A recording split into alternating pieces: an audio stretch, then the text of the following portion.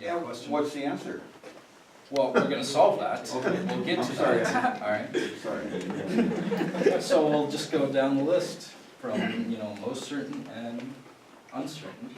So it's based on variables that we can know. So let's try to solve it. The first variable, star formation, we pretty much know this. The Milky Way creates 7 stars per year. So that's what we can plug in for R. Now, the next variable is f sub p, which is the fraction of stars with planetary systems. Now, using data from Kepler, which monitors exoplanets that Violet will be doing shortly, we know that planets orbiting stars is more of a rule rather than an exception. So we can set this variable pretty high, probably about 4 out of every 5 stars are orbited by planets. So, next. Next variable is a little bit more tricky. The number of planets per solar system that can actually support life is hard to determine due to our small sample size. We only know from our solar system. And in our own solar system, we have 2 planets that are able to support life. We think that Venus would be able to if its conditions were more similar to Earth, an oxygen atmosphere and all that. So we can set this to 2. That's what it'll even out to, I think. So next. Using guesswork from our last variable, the next one can be determined actually. In our own solar system, half of planets that can support life actually created it. So we set this variable equal to half. Next one's pretty difficult. Yeah, we don't know how many intelligent life forms there are. Or where are we at here? F sub I. Alright, so we don't know how many life-bearing planets on which intelligent life actually emerges.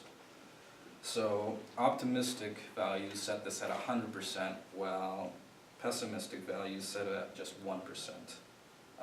We can go a little bit more on the pessimistic side and set it at 20. Next. So intelligences such as ours seem really rare. In many decades of searching, we haven't found any signs of intelligent life that point to, an extraterrestrial origin. So the next variable in the equation deals with the fraction of intelligent civilizations that actually create forms of communication with, other intelligent civilizations. Estimates also range from 100% to just 1%. So we'll say that 10% of intelligent civilizations release their signs of existence into the galaxy. Now finally, the last variable is L. Humans have been sending their broadcast signals into space for the last 100 years or so. Let's just assume that other civilizations can go 1,000 years broadcasting their signals into space. So this sets L equal to 1,000. And when you multiply all those together, we got N equal to 112. So that is 112 intelligent extraterrestrial civilizations in the Milky Way galaxy. And finally, we have a video from Carl Sagan doing the Drake equation.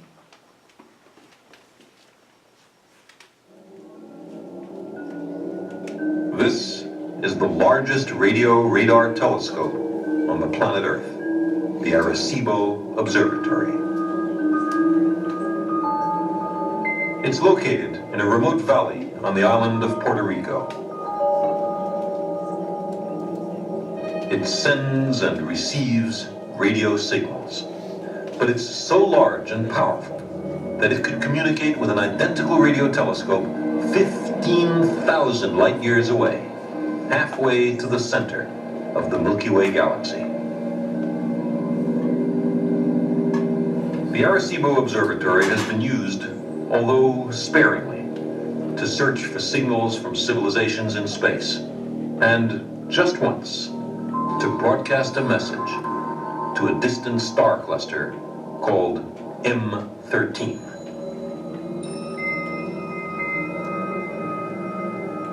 But is there anyone out there to talk to?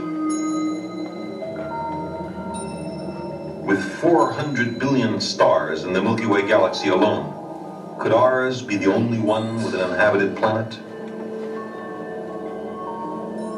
How much more likely it is that the galaxy is throbbing and humming with advanced societies. Perhaps near one of those pinpoints of light in our night sky, someone quite different from us is glancing idly at the star we call the sun and entertaining just for a moment an outrageous speculation.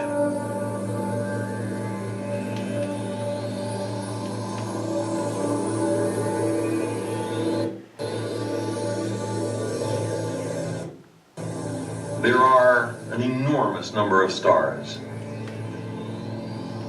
Only some of them will have planets suitable for life. On only some of those worlds will intelligence arise. And perhaps a few of those civilizations will avoid the trap jointly set by their technology and their passions. If there are many civilizations, one of them should be rather close by. If there are few civilizations, then even the nearest may be very far away.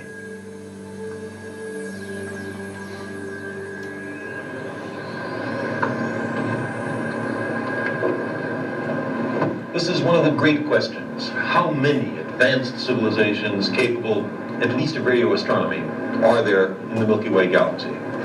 Let's call the number of such civilizations by the capital letter N. It's a number. It depends on many things. It depends on the total number of stars in the Milky Way. Let's call that N sub star. It depends on the fraction of stars that have planets. Let's call that F sub P. It depends on the average number of planets in a given solar system that are ecologically suitable for life. Let's call that N sub E. It depends on the fraction of suitable planets in which life actually arises. Call that F sub L. It depends on the fraction of inhabited planets on which intelligence emerges. Let's call that F sub I. And on the fraction of those planets in which the intelligent beings evolve a technical communicative civilization, call that F sub C. Finally, it depends on the fraction of a planet's lifetime that's graced by a technical civilization, call that F sub L. If we multiply all these numbers together, we've estimated capital N, the number of civilizations.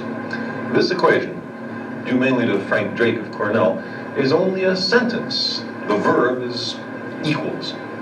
So let's try to go through the program of this equation. By carefully counting the number of stars in small but representative regions of the sky, we find that the total number of stars in the Milky Way is about 400 billion. It's a lot of stars. What about planets? Well, in studies of double stars, in investigations of the motions of nearby stars, and in many theoretical studies, we get a strong hint that many, perhaps even most stars, are accompanied by planets. So let's take F sub P, the fraction of stars that have planets, as a quarter. And then the total number of planetary systems in the galaxy is 400 billion times a quarter, or 100 billion. We'll write down our running totals in red. Now, if each system were to have, say, 10 planets, as ours does, there would be 100 billion times 10, or 1 trillion worlds in the galaxy, a vast arena for the cosmic drama. In our own solar system, there are several bodies that might be suitable for life of some sort. There's the Earth, of course, but there are possibilities for Mars, for Titan, perhaps for Jupiter. If other systems are similar, there may be many suitable worlds per system, but to be conservative, let's choose N sub E equal 2. 2 worlds suitable for life per system. Then the number of planets in the galaxy that is suitable for life would be 100 billion times 2, or 200 billion. Now what about life? Under very general cosmic conditions, the molecules of life are readily made. They spontaneously self-assemble. It's conceivable there might be some impediment, like some difficulty in the origin of the genetic code, say, although I think that's very unlikely given billions of years of evolution. On the Earth, life arose very fast after the planet was formed. So let's choose F sub L, the fraction of suitable worlds in which life does arise, as a half. In that case, the total number of planets in the Milky Way in which life has arisen once is 100 billion times 2 times a half, or again, 100 billion. 100 billion inhabited worlds. Now, the estimates get tougher. Many individually unlikely events had to occur for our species and our technology to emerge. On the other hand, there might be many different roads to high technology. Some scientists think that the path from trilobites to radio telescopes, or the equivalent, goes like a shot in all planetary systems. Other scientists disagree.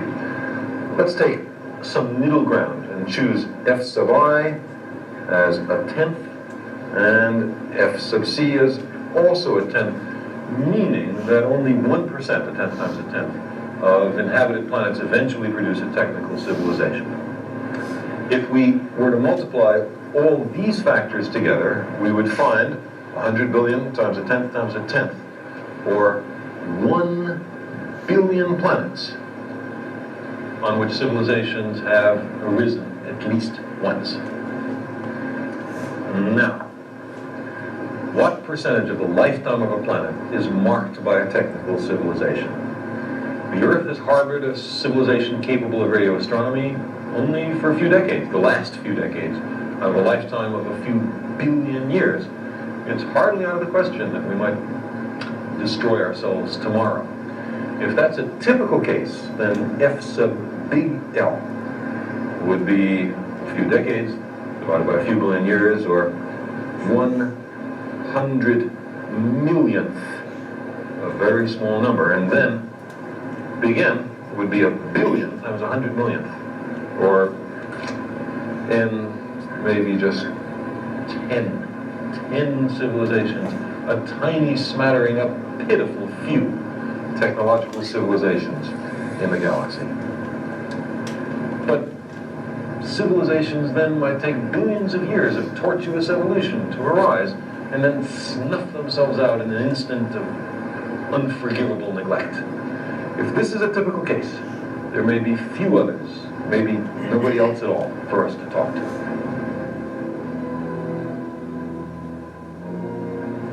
But consider the alternative, that occasionally civilizations learn to live with high technology and survive for geological or stellar evolutionary timescales. If only 1% of civilizations can survive technological adolescence, then F sub big L would be not 100 millionth, but only 100th.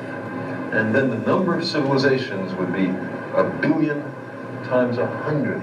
The number of civilizations in the galaxy then would be measured in the millions. Millions of technical civilizations. Alright, so long video, but I think we like Carl Sagan enough. Is it doing the thing again? Yeah, I got it.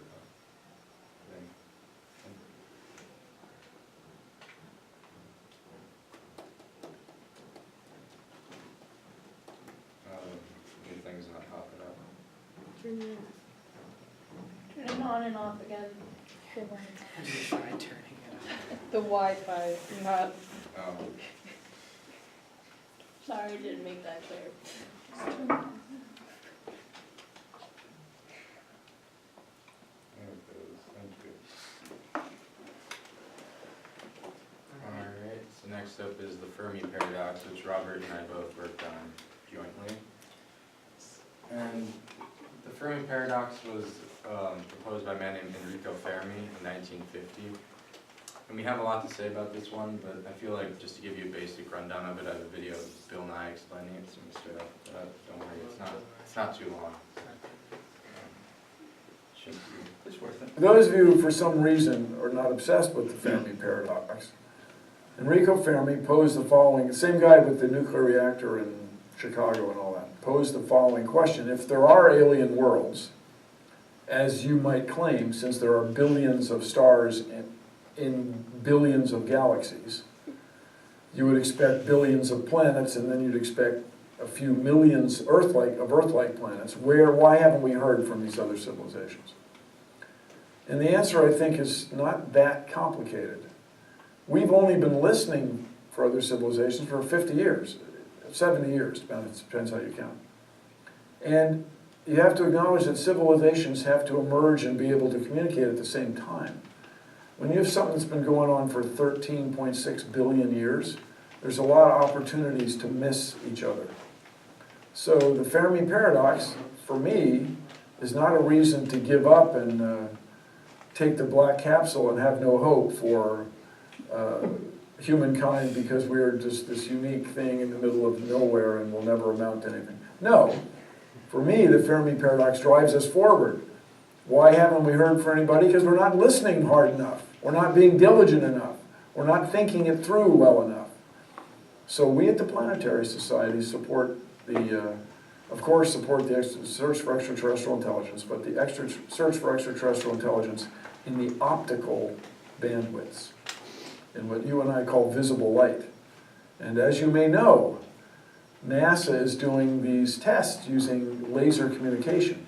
In other words, instead of sending radio signals with wavelengths the size of this room, and so information packets spread out over the size of this room, you'd use light waves where the information packets are just a few hundred billionths of a meter long.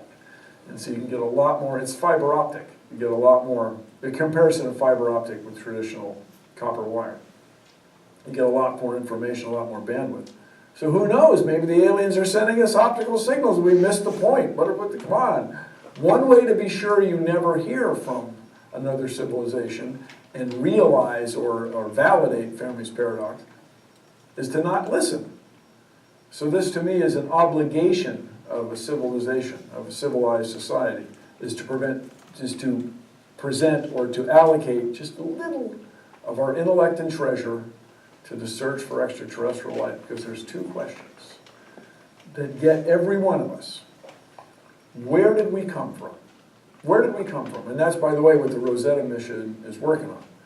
It's going to a comet, which is part of the seems to be, it says certainly, part of the primordial solar system. So by understanding that, we'll understand more about where we all came from.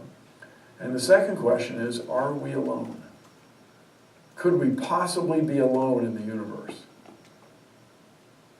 And to answer those questions, you have to explore space. That's what we do at the Planetary Society. Did I mention that? Planetary.org. Did I bring us up? Thank you. No, it's not. I'll just redo this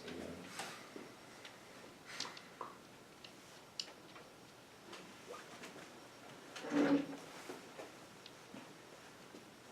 Alright, so as Bill Nye said, the Fermi paradox is about, whether there is extraterrestrial life out in the universe.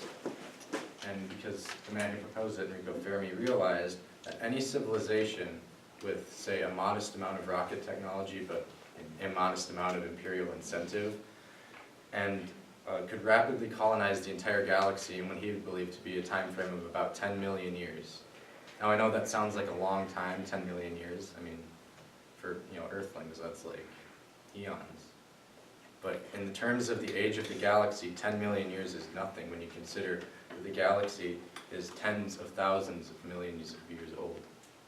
And so given that time frame, these extraterrestrials have had ample amounts of time to colonize the universe and pepper their species across, yet they haven't, or at least we haven't detected any trace of them. And he wondered why that is.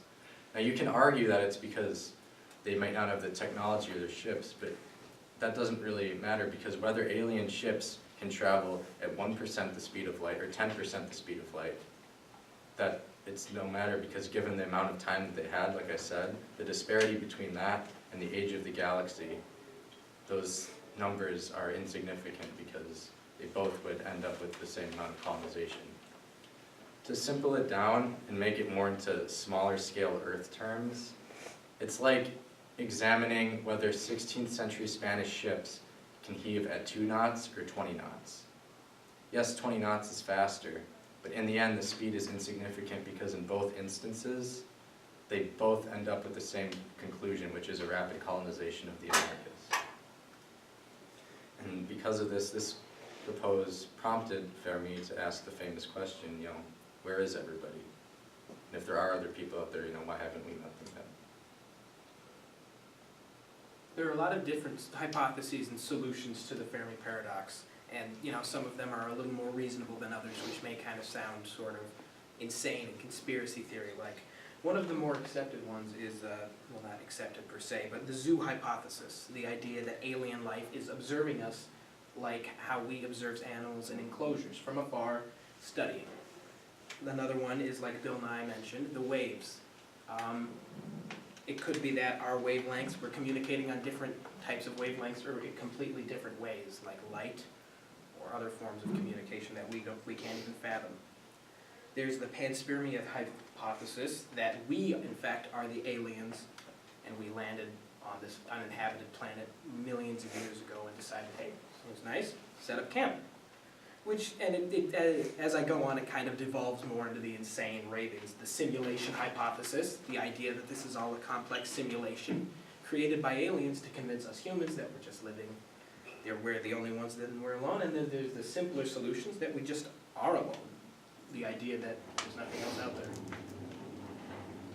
And that kind of moves into the great filter, which is, as this chart shows, there are commonly achieved evolutionary leaps. And for us humans, we found about 9 of them. That there's the right star in the right area. We have molecules that can reproduce, moving on to simple single-cell life and to complex single-cell life, moving on to sexual reproduction of cells and multicellular organisms, tool-using animals with big brains like us, and then the next step is where we are right now, and the next one is interstellar colonization or a type 3 civilization. Now the great filter is basically the idea that one of these steps is entirely improbable for anything else but us. And we don't know which step it is, so we could either be past it, approaching it and approaching our demise, or incredibly rare. So that's communicated by this chart. And another interesting part about the great filter, we could be our own demise, because it's the general idea of humanity to either destroy itself or destroy other things. And what may be preventing us from hitting that great filter or from passing through it, it could be other civilizations out there. That the idea of having a civilization with advanced enough technology, it would be prudent to destroy other civilizations with such technology because their whole prerogative, like Joe said, is imperialism and expanding. So it would be prudent to destroy other things that threaten yours. Move on. All right, kind of stick with. So, as Bill Nye said in that video, human technology has only been capable of sending signals out into space for the deliberate purpose of contacting extraterrestrials for about the past 60 or so years. The first of which is known as the Morse message, and that was sent in 1962, and it was a very rudimentary Morse code radio message that transmitted 3 words: mir, which is a Russian word which means peace or world,